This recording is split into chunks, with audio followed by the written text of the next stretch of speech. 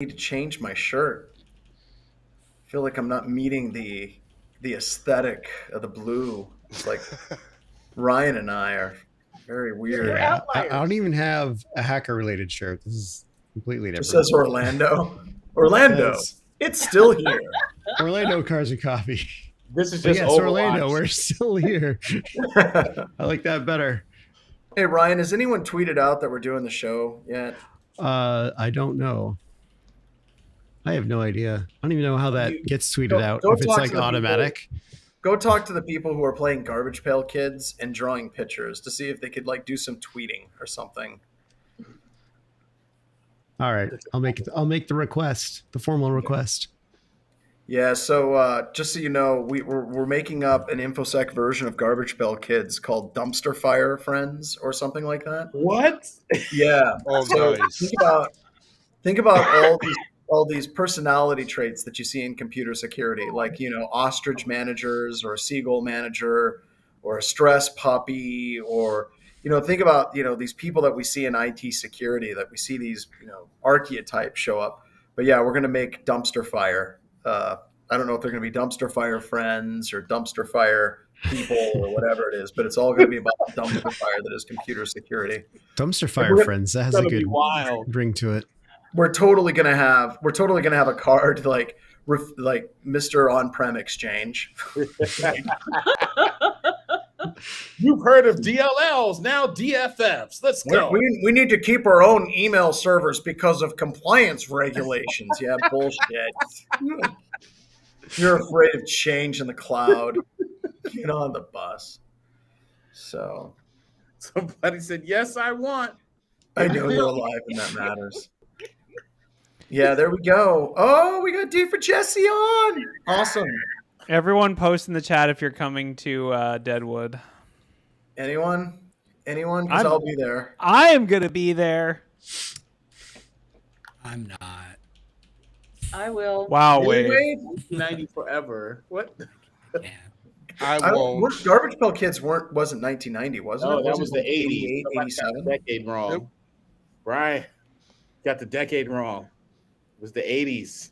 That's when lunchboxes had the white plastic handle with the thermos inside of it. Those were good times.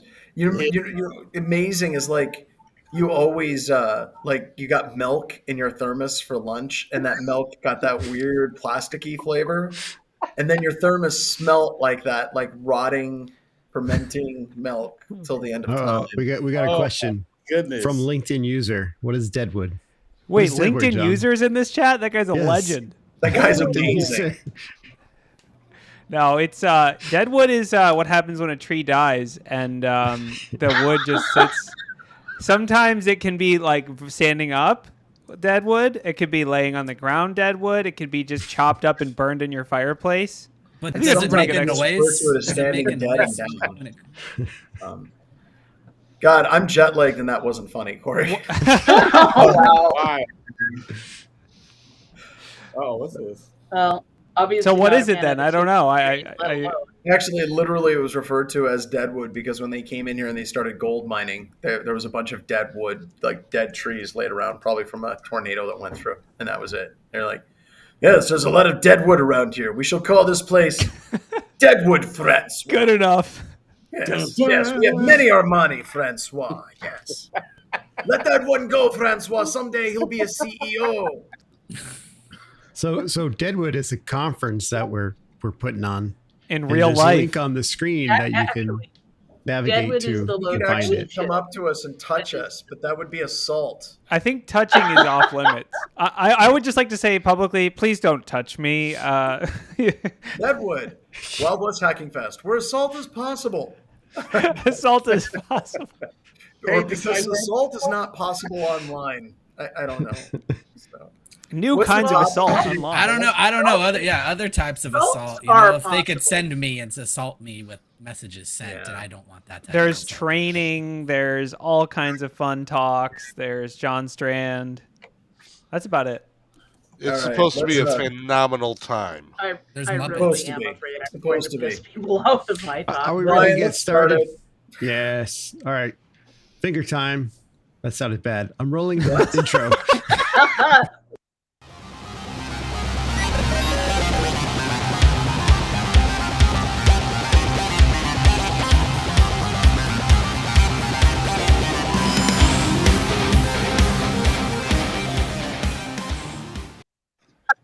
Hello and welcome to another edition of Black Hills Information Security, talking about news. We're 1 week away from Wild West Hackin' Fest, where you can see me touch my belly, which just makes me a creepy middle-aged man. But if you touch my belly without permission, that's assault. Always remember that, folks. In this particular edition, we're going to be talking about a new zero-day in Exchange and how Microsoft is slow-walking, it seems, trying to fix it.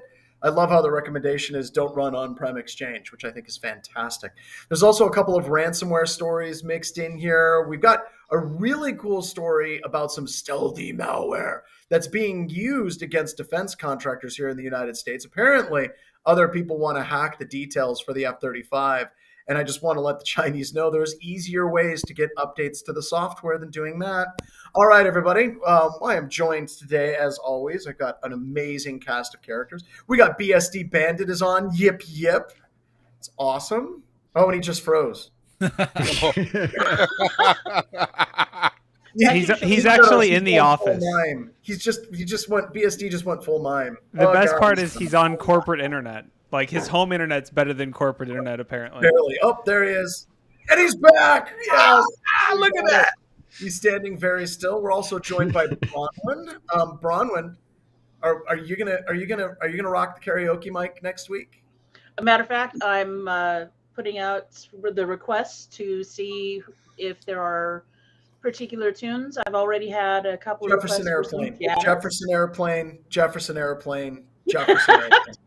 Freebird. And I will come and I will sing with you. We'll do a duet of "Don't You Want Somebody to Love," and I'll do Cable Guy. That would be nice.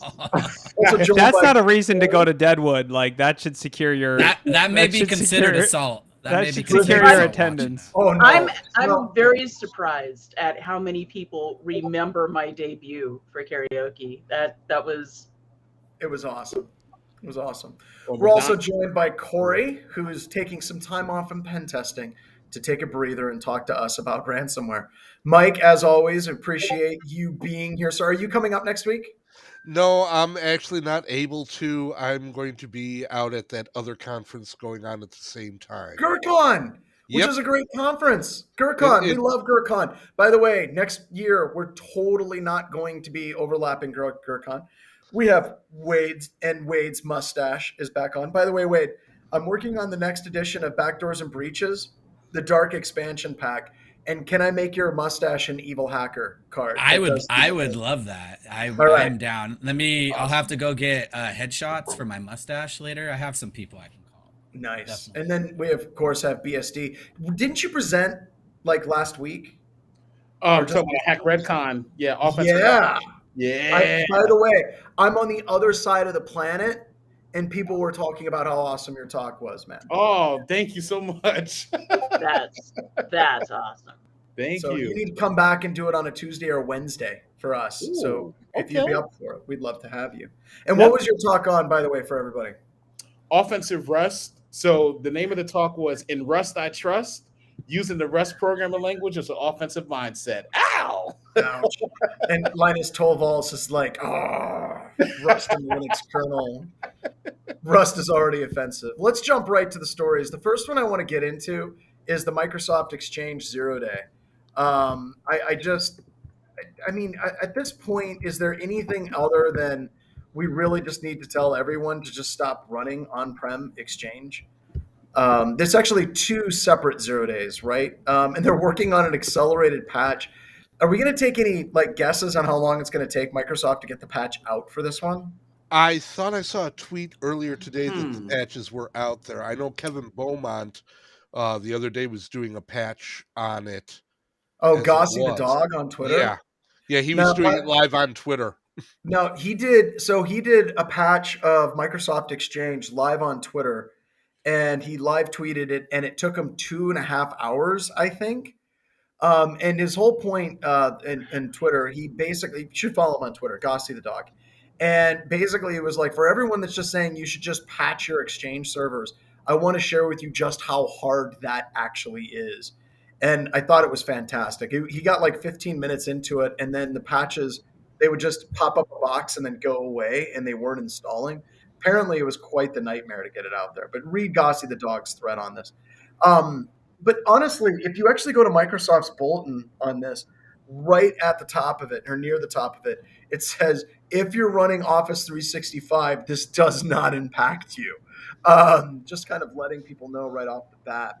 And I was kind of ripping on people running on-prem Exchange, but there's got to be some legitimate reasons, right? Like why people would run their own on-prem Exchange server. So let's talk about why would somebody still be running their own Exchange server at this point. There are companies that I know of that moved to 365, but they needed on-prem Exchange for certain applications that they have, some mainframe connectivity for automated emails or what have not. So all it's doing is sitting there doing these specialized things, which of course means that it's got to have some sort of admin access. Now, Mike, on that particular situation, most companies, just correct me if I'm wrong, that would not be an internet exposed on-prem Exchange in that scenario. Correct. That would be something that you're keeping on the inside of your firewall, correct? Absolutely correct. The problem is did people, when they switched over, cut everything off properly? And number two, the second somebody gets on to, say, through a phishing link, do they have access to that? Is the segmentation done properly? Yeah. Yeah, so there are reasons that you do it, but I'm going to put forth a theory, and I'd love the audience to kind of let me know what they think about it. I would say the vast majority, I'm willing to bet probably 90% or more of the organizations that aren't moving to Office 365 are doing it, one, because of the cost, and two, because of the cost. It's not so much an issue of one is better or one is worse. It's just they're a small to medium-sized business. They work with their MSP to have them do it, but that's going to be a huge charge associated with it. And it's much easier to be like, if it quote unquote ain't broke, don't fix it type situation. But no, I'd like to get people's opinion on that because I know that there are on-prem Exchange instances for some companies because of integrations, but I'm going to say that it's got to be in the 90s. Most organizations out there, they're just not upgrading it because they just never ran it in Office 365 yet.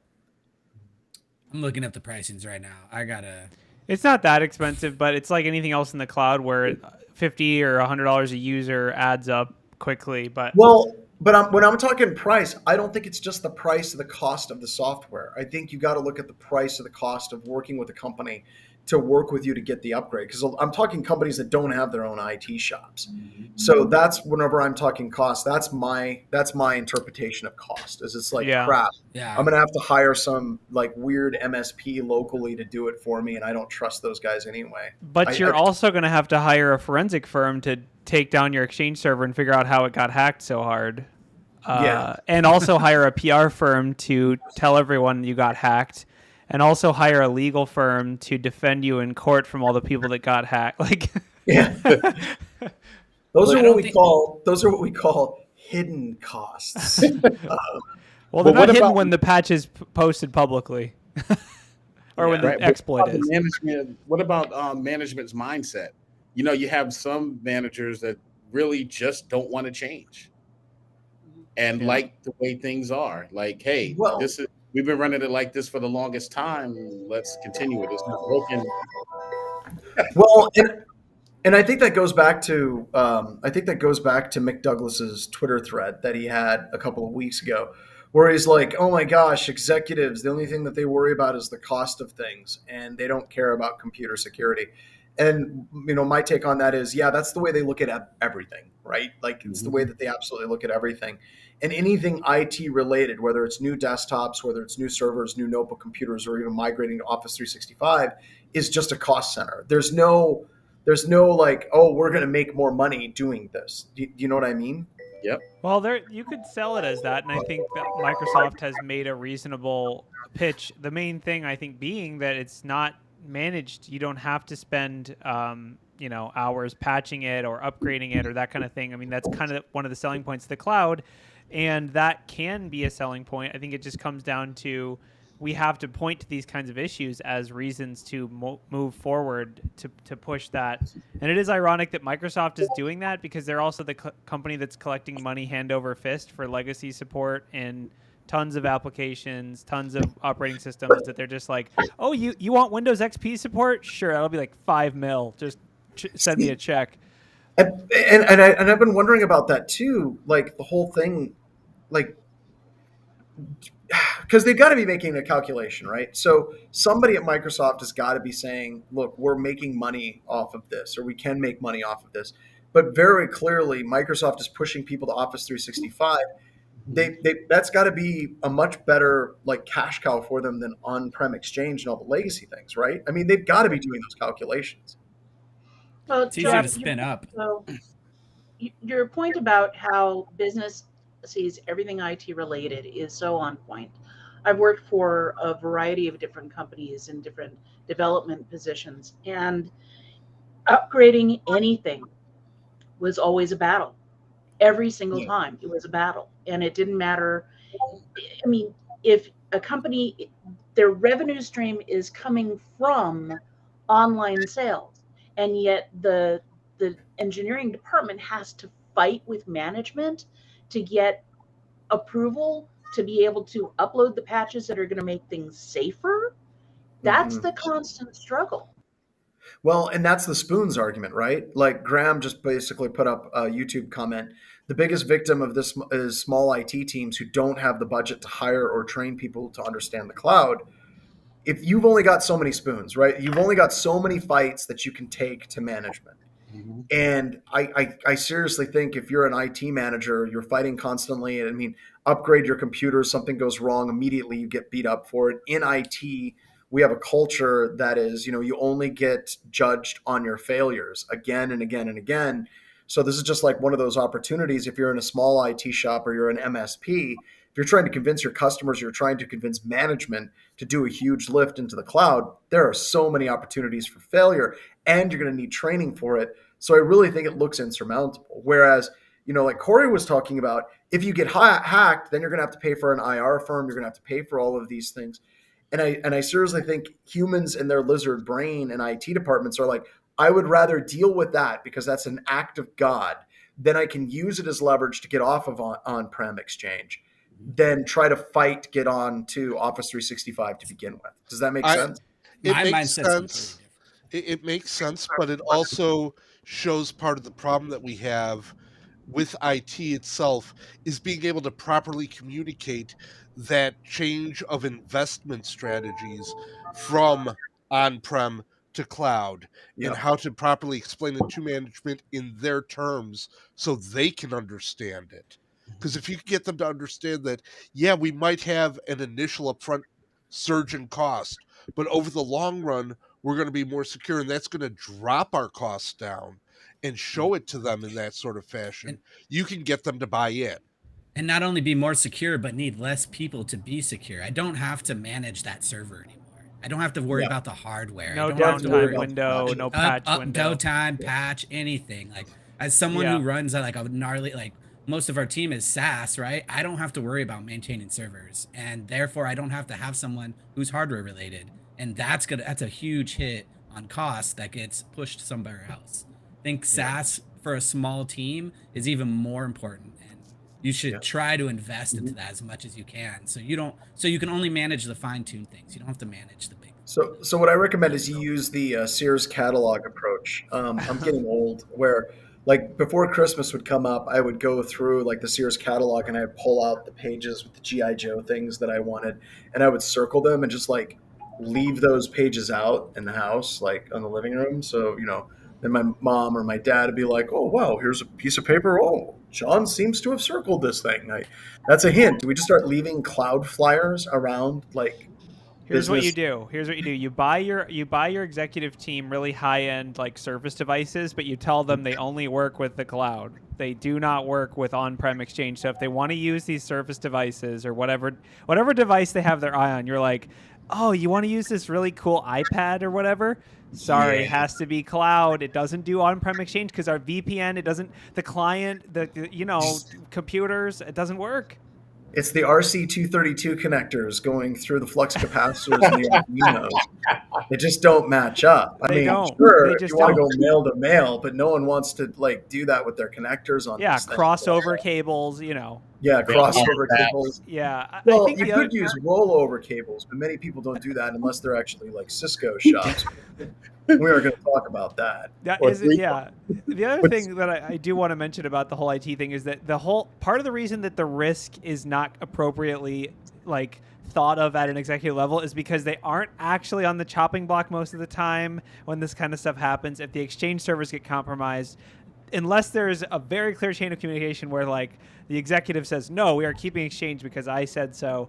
A lot of the times that also the IT gets blamed for that. They're like, well, why do we have insecure servers? They're like, well, we told you, but they're still going to get either paid or a leave package or whatever, severance package. Like they're not really the ones that bear the cost of the security incident so much. So that's another problem. We need to, it's like, if you're going to be the one making the calls, you have to take the blame. And if you're going to be the one, taking the blame, then you should be making the calls. But I don't know. Yeah, absolutely.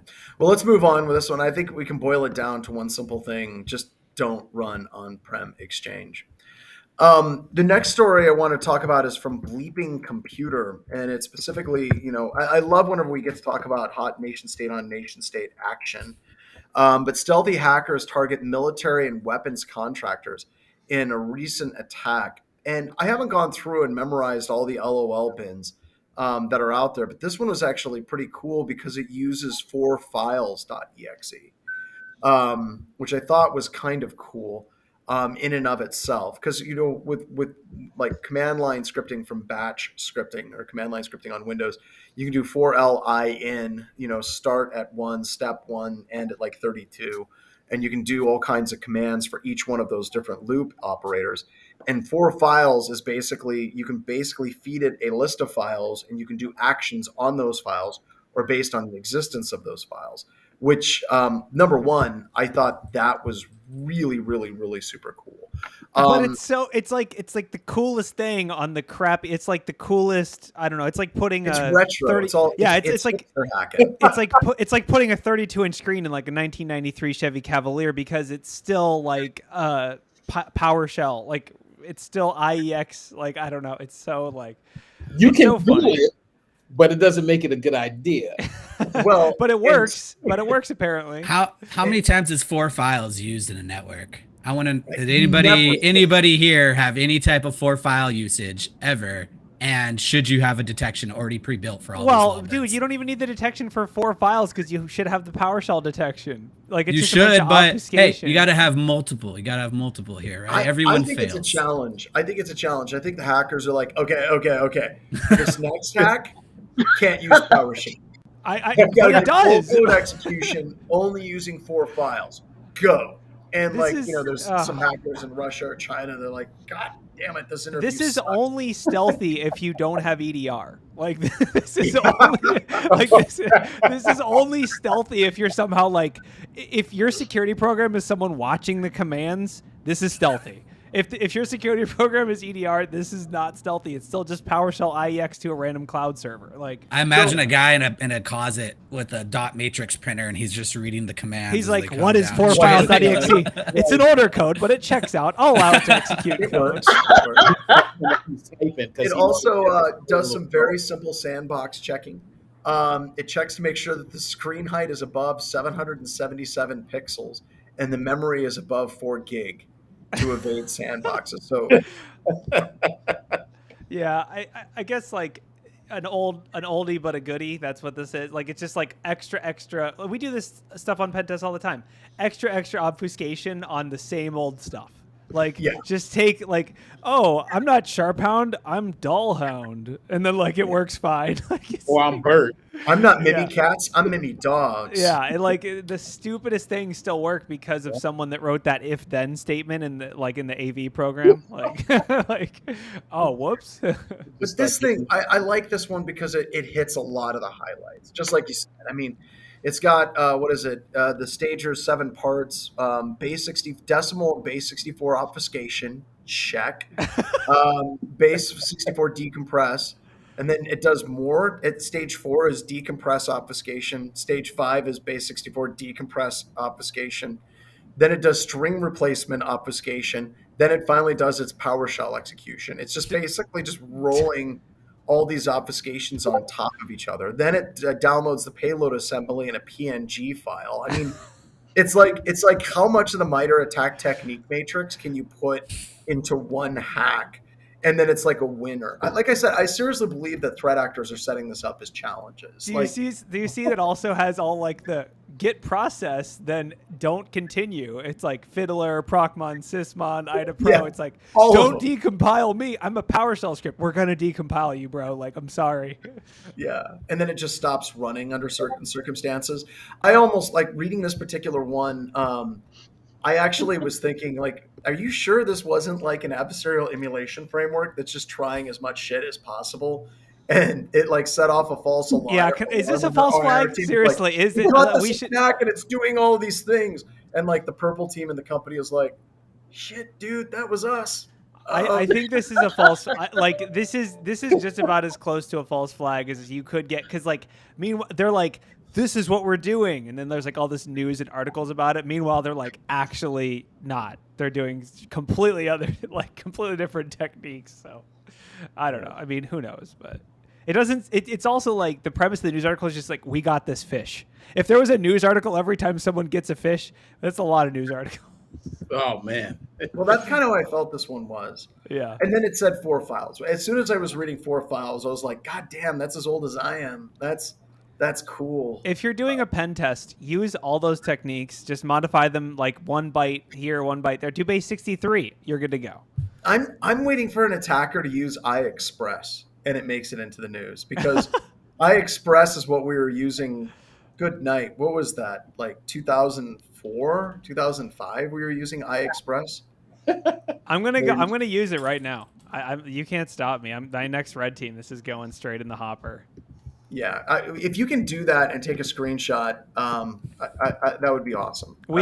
So it's funny because it looks like iExpress just makes self-extracting archives, which we still totally use self-extracting archive payloads. Yeah. And I know that there's an APT group that's listening to the show, and they're like, "Oh, we got to get on the show because we're clearly."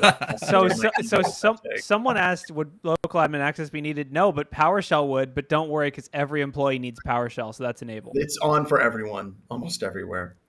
I don't know how much time I want to spend on this, but Putin granted citizenship to Edward Snowden. What's your hot take, John? I don't know. Like I said, the whole Edward Snowden face. Like, he Edward did it so Snowden, he could be sent to the front. Oh, he's conscripted in a cyber war. Are we ready? Are we ready for him just to go off into nothingness now? Like, I don't know. My take on Edward Snowden is if he had something to say, he could have said it. If he had some files he wanted to release, he could have released those files. Instead, he released multiple gigabytes of files he didn't even look at and caused definite harm to many different operations and people. So was some of the stuff that he found, is it legitimate? Yes, absolutely. Was it abuse of power? Absolutely. Was the United States overstepping their bounds in some situations for monitoring U.S. citizens? Absolutely. Could he have done it better? Hell yes. So that way I piss off everybody in the Edward Snowden bait, which is what I'm shooting for. You need to piss off. You did it. That's a good. Wait, you need to figure out how to piss off Russia too.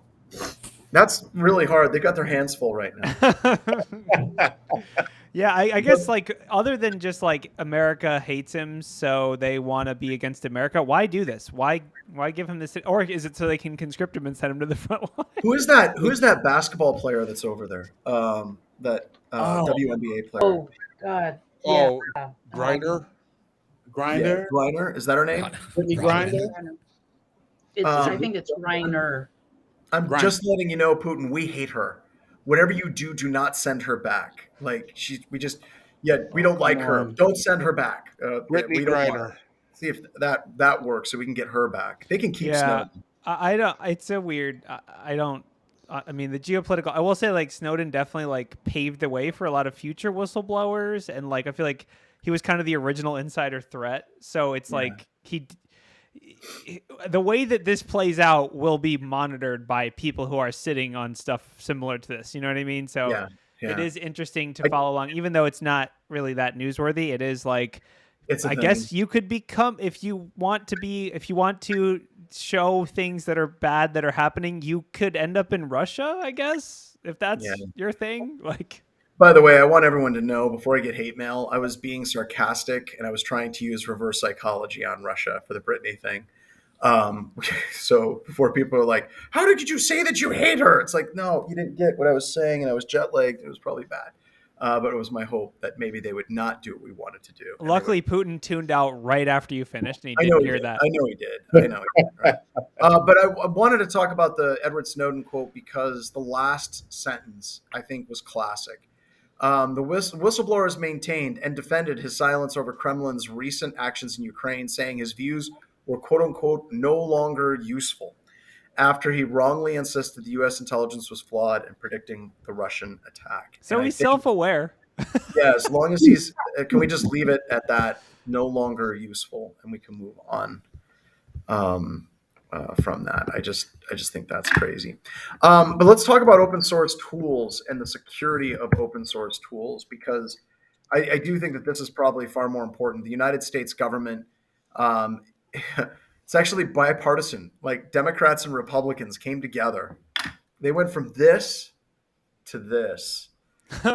Open source tools and how important open source tools are. And I don't know, what do you think? What do you all think the government should or could be doing for open source tools? It would be nice if they were actually doing audits and actually submitting code reviews and helping. That would be great. I don't know if they're doing that though.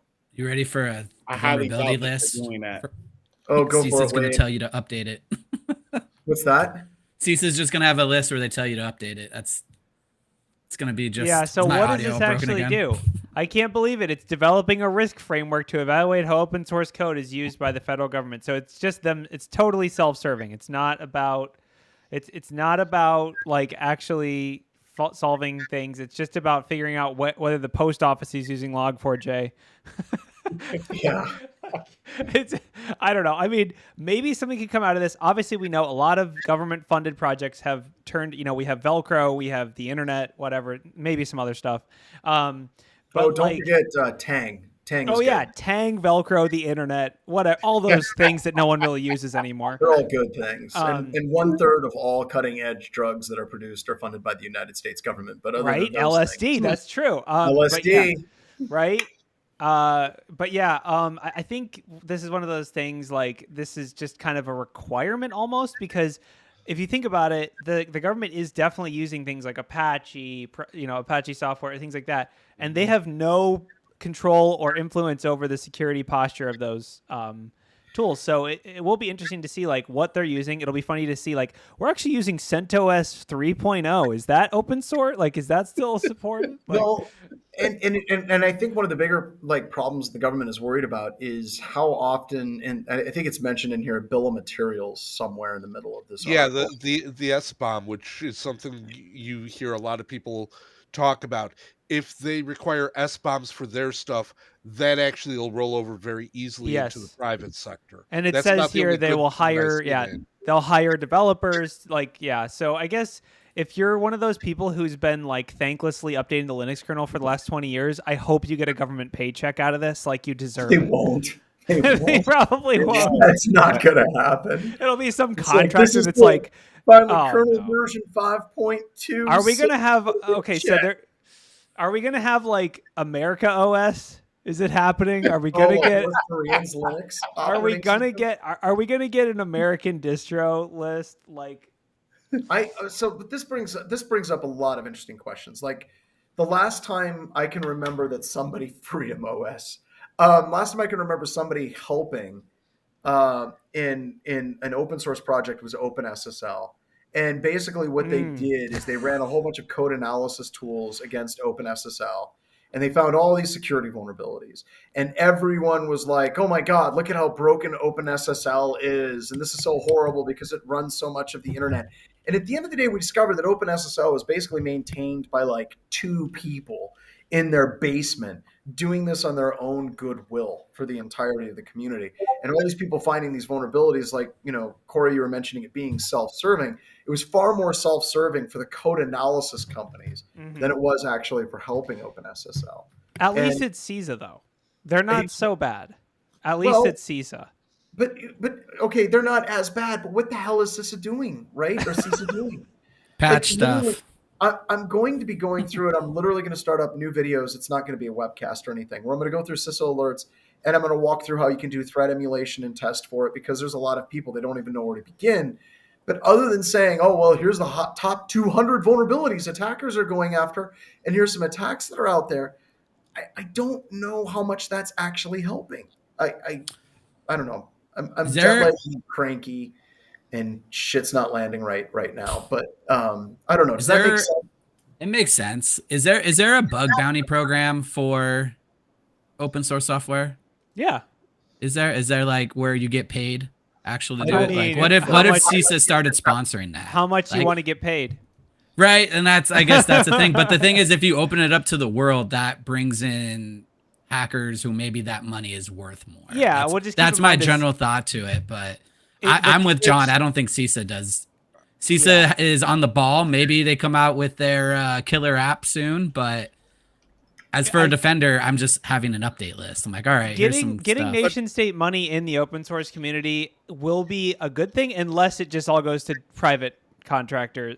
That's where it's going to go. They're just going to give it to auditing companies. They're going to give it to Mantech, and they're going to be like, we're going to have you guys audit this stuff for $10 million, and they're going to run rats and flaw finder against strings, grab malware. and then you're going to run into the ultimate thing that we keep running into, that you had with OpenSSH, which is how many people are actually working on the project itself. It's fine if you find all the bugs in the world. If you don't have somebody actually looking at the code and updating the code, you can find all the bugs that you want to. They're still just going to be there. And Mike, you're absolutely right. You're absolutely right. You're going to have people. You need to have people updating the code. But if you have 2 freaking developers working on an open source project that is used by thousands of products all over the internet, there's an XKCD comic, I think, that articulates this really well, that shows how everything is stacked on top of it. Even if there are a couple of developers, does it help them if you end up finding 100,000 vulnerabilities in the software and you drop it on their lap? Seriously, I think Corey's idea, we set up a bug bounty program, put government funding behind it, give it to somebody like BugCrowd or HackerOne or somebody to manage it, and actually start getting money in the hands of these projects. We as an industry suck at supporting the open source community. We're freaking awful at it. Yeah. And it's a shame, because so many of the tools that we use are all open source. Yep. I mean, think about every penetration test report that I read, there's at least half a dozen or more links to resources that are on GitHub. These are all open source tools. And they're wonderful, and they need to be supported. And like a bunch of those people, they put blood, sweat, and tears into it. And what do they get? Issues on their GitHub page. They're so stupid. I can't believe you did it this way. They're not getting any help. I think it is good that the government is at least, like, on a broader note, not about the open source community, but about the government, them being aware of the fact that they're using open source software, knowing what that is in the first place and the fact that it's true, someone being able to sell that to a bipartisan committee and actually get them, on board with this, like, hold on, we aren't just using waterfall products acquired from corporations. Like, this is getting right. They're like, well, but we purchased a license for Microsoft Windows in 2002 that was approved. Like, it's but like, knowing that there are companies or government agencies using this software, that they depend on it. This is a good step for the government to at least be aware you are depending on these dudes that are these dudes. Like, dudes. Dude is totally gender neutral, but in my opinion. But basically, you're depending on people who have no affiliation and no, like, skin in the game, so to speak. They're basically just, like, doing it out of the kindness of their heart or because it's interesting or whatever. But they're not government employees. They're not even company employees in a lot of cases, unless it's a large software company. So, I mean, I think it's, or this is a side gig. I really hope it's just not poor. It's a side gig. Yeah, absolutely. Yeah. And I'm going to do shameless plug here. Whenever we set up Antisyphon, that was one of the main goals of Antisyphon, is to give 10% of the proceeds back to the open source projects that we teach. Because we make money teaching these tools and going through and running these tools in a lab and doing all this stuff. God damn, we can give back a little bit. And that was one of the things that the pay what you can model took off, and that was great. We see a lot of people doing it, but I'd like to see more organizations giving back like 10% of what they make to these open source projects that we use every single day. We can do better, I guess. Yeah. Agreed. And maintaining as one of the maintainers of SecBSD, I tell you, it's rough. Not saying everybody use SecBSD as a pen testing distro, but yeah, it's. So difficult. What are some of the things like you look at like BSD, right? It doesn't have the huge, like the number of companies that are behind it as like Linux does. Right. And so what are some of the unique issues that you see as far as like, I mean, you support like a small part of it, of course, but you see that bigger community. These people, they aren't making hundreds and millions of dollars off of doing this, doing it because they love it, right? Exactly. We don't make like with the BSD community, right? We don't make a cent off of this stuff. We just do it because we love to do it. That's the reason SecBSD even came about. It's just that we wanted to give something to the BSD community where they can use it for like pen testing engagements. Has it taken a long time to build? Yes, because we do have normal jobs and everything else. So it does take time, but it's just something that, from the open source heart, we're giving back to the community. Yeah. Yeah. And, I've got to bite the bullet and try to run BSD as my daily driver. Are you running BSD right now for webcasts and streaming, or? Yes, I'm on FreeBSD right now. So you're running OBS, right? Because that works on that platform, I'm guessing, yes. Right? And OBS is really good with cameras and microphones. So, it is possible. I don't know if you watched the Linus Tech Tips where he tried to run Linux and like nuked his Pop! OS installation. And I think, and it's just, I think it sets us back. Well, we're getting off track, but no, check out SecBSD, folks, because you got to give back and just try to give back as much as you can. I personally can't wait for America OS with all its kernel exploits. We could create a version of SecBSD we could call it the American OS, or it's based off of OpenBSD. It is. Freedom, as in beer, and speech. The best freedom is beer and speech combination. I like it. And all right, so make a T-shirt that says "I bleed binary." Like, So let's jump into the next story. We got a malware campaign, and I just want to call out this malware campaign is mean. It's a malware campaign that's targeting job seekers with Cobalt strike beacons. I am just absolutely specifically using an older exploit in Microsoft Office, assuming that people haven't updated. It's CVE 2017. How is this in the news? What? Well, I don't know why it's in the news, but it's 2017-0199, and I'm just thinking this is cold. Like, you're going after job seekers. Like, why the hell? Well, so I feel like this is the hot thing right now, right? Like, this is Lazarus. Yeah, this is a Lazarus thing. This is a Lazarus technique. I feel like that might have been why it made it into the news, possibly because Lazarus Group targeted employees at companies they were trying to hack who were looking for jobs. Like, they were like, hey, we have the best job offer for you. Totally read this resume, right? Like, it's not targeting like some unemployed person. It's like, you work at Black Hills. Let me send you the most amazing pen test offer because I'm trying to hack Black Hills. I don't know the other malware one. The other one attacking people via LinkedIn and doing it was credited to Lazarus. I don't know if this is linked to the same. No, I don't think it is. I'm saying the technique. I think after the Cisco breach kind of made waves, right, where you hack someone's personal machine to then look for corporate passwords. Yeah. Right. Mm-hmm. And targeting people based off jobs is easy pickings, especially with like people having to maybe go back into the office soon. It's like we're starting to make rumbles. Or it could just be their corporate machine. They could totally be looking like it's less likely to be outdated, but yeah. Yeah. I mean, I found out today. Go ahead. I was going to say one of the things, Wade, that you brought up that I want to kind of ask the audience, people that are listening, how many of you are actually getting pressured to go back to the office now? Is that I'm hearing rumblings about it in the news, but is it actually a thing, or is it just like a made up story that people are like, oh, well, you've had enough time with COVID. It's now time to come back to the office. Like, I was kind of hoping that office working is dead.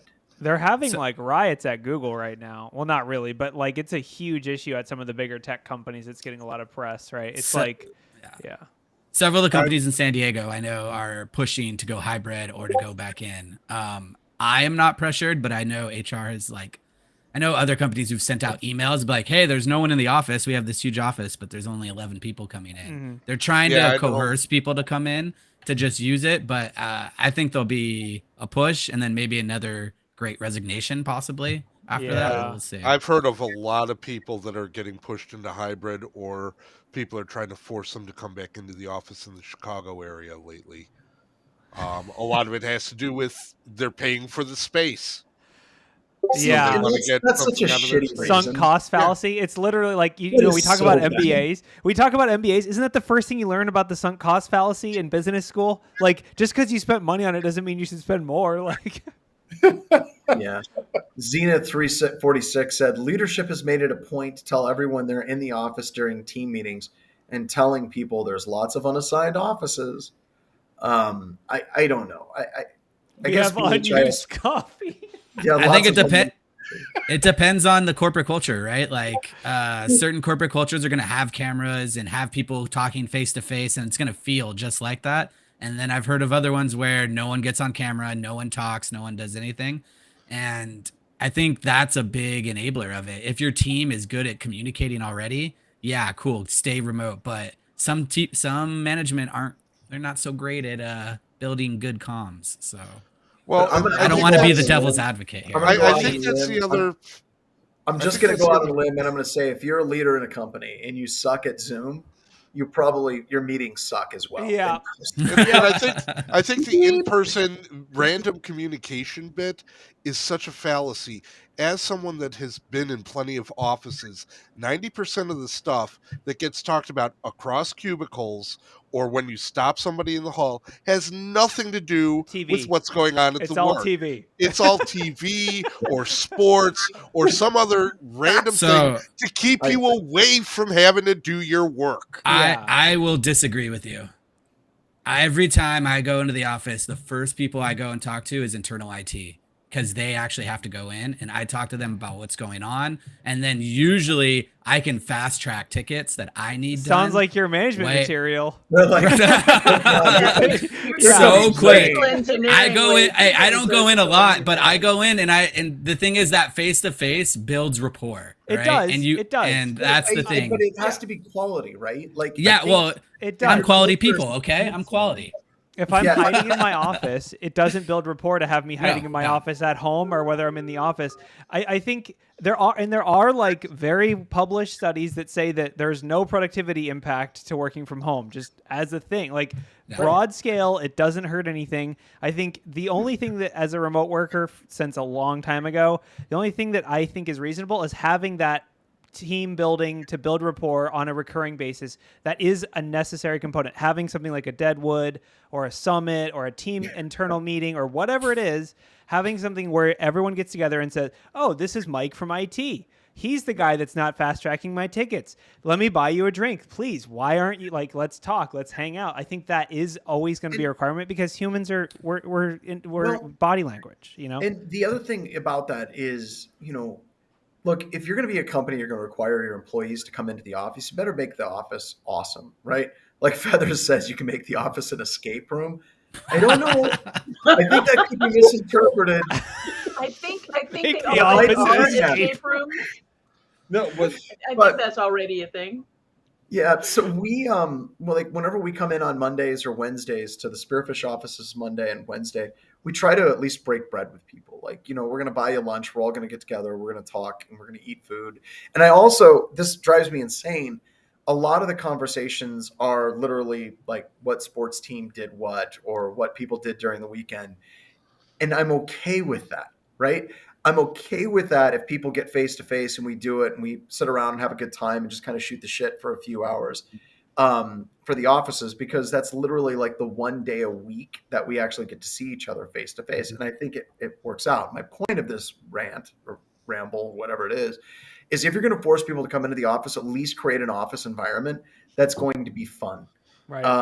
And that doesn't mean Hawaiian shirt Fridays or something like that. try to somehow make it a more relaxed and, try to get it for what it is, where it's FaceTime, where people actually get to connect. Like you're talking about Deadwood. We do Deadwood because we found out that we can do a conference in Deadwood and have all of our employees come and literally hang out with each other for 3-4 days nonstop, which then again makes us be okay not seeing each other for another year. Which I think is good. It's like the holidays with your in-laws. Speaking as someone who lives thousands of miles away from Deadwood and South Dakota in general, I look forward to those face-to-face meetings and being able to socialize with the other members of the Black Hills community, because I get feedback, I get connection, I get a sense of who the person is on the other end of that text, of that video, that you just can't get it without it.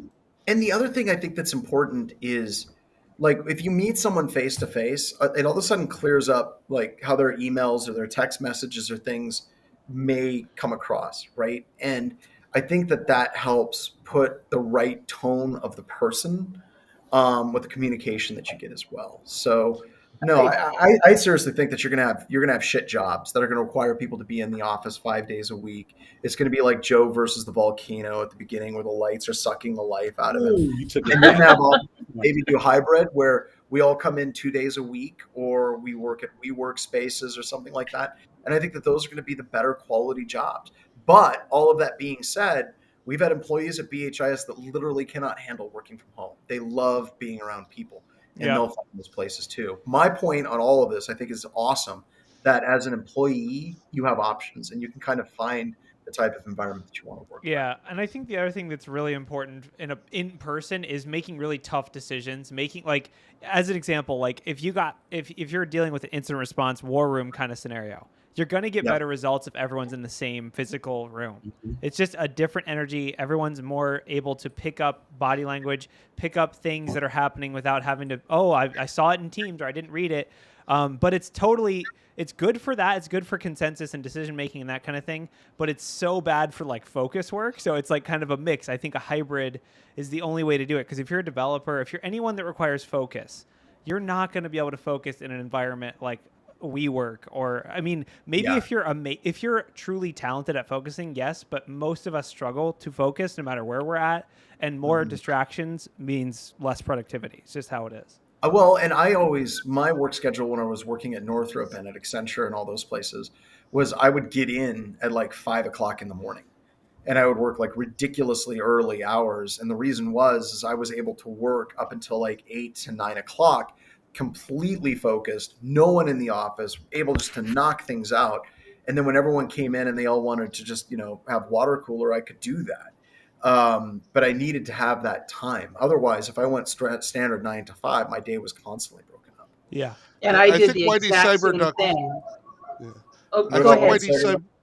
I think Whitey Cyberduck in the chat has a very good point also, and I would agree with it.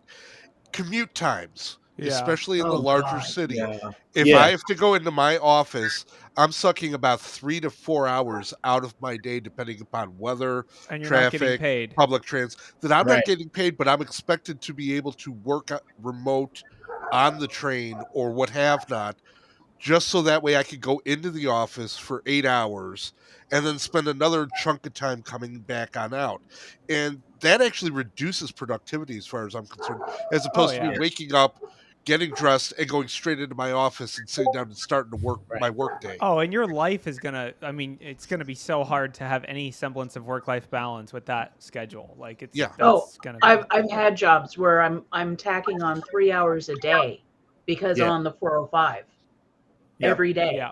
And to drive 40 miles to get to the office, and to do that, I did basically the same thing that John did, but at the end of the day, I waited until everybody left.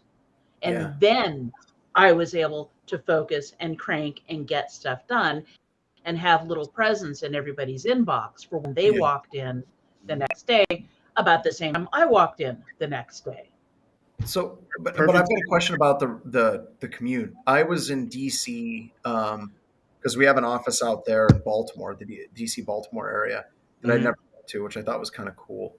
But we went from Washington, Dulles. We rented a car and we were driving over to Baltimore at like 5 o'clock in the afternoon. And I had nothing but horrific memories of that. Oh, it's bad. It was really like, it took me 45 minutes to an hour to make the drive. It was not that bad. Yeah. Is the commutes better post-COVID with so many people working from home, or a lot of it is just as bad as they ever were? Or did I just have a really good day in DC? No, I live 15 minutes from Dulles. Okay.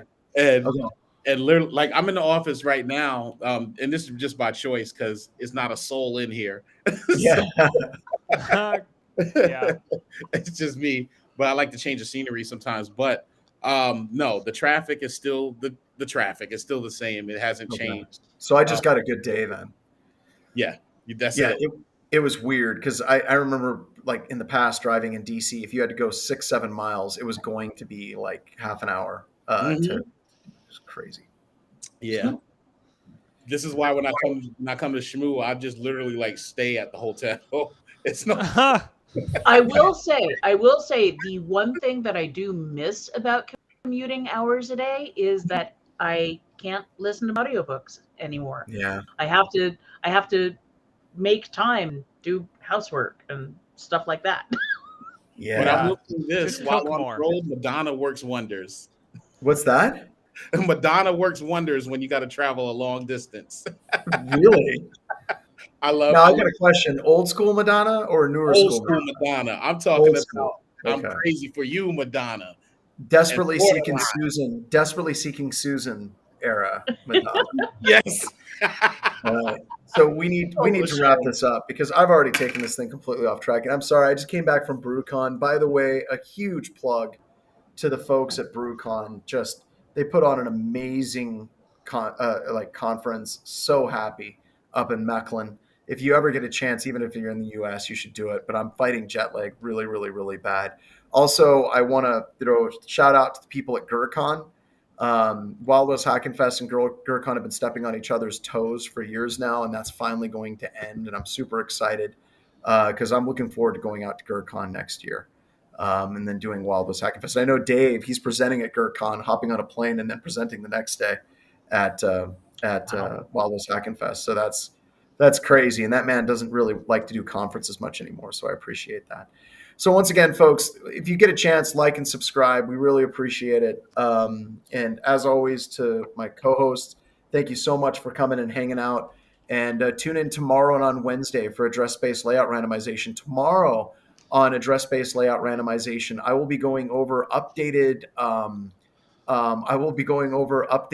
The volatility, which brought back symbol lookup tables, so it can pull down process ID information and network information. So I'll be talking about that tomorrow. White Cyberduck just posted in professional bodybuilder Dave Kennedy, and I'm thinking of like actual cannibal Shia LaBeouf. If we could do a full like thing with that musical with professional bodybuilder Dave Kennedy, that would be fantastic.